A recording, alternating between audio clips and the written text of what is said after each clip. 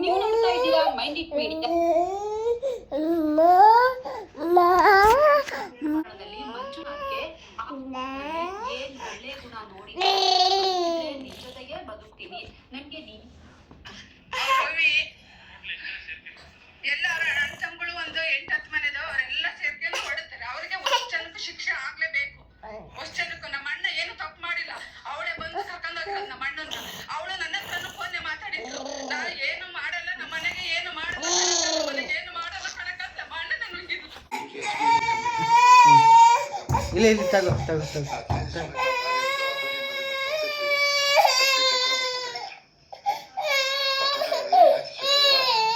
ದಪ್ಪ ತುಟಿ ನೀನು ದಪ್ಪ ತುಟಿ ನೋಡಿ ಮದುವೆನೇ ಮುರಿದು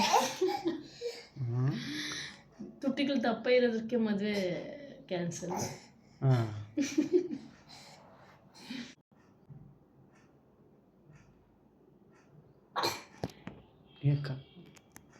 ನೋಡಿ ಬಾ ಬಾ ಬಾ ಓ ಮಾಡ್ತು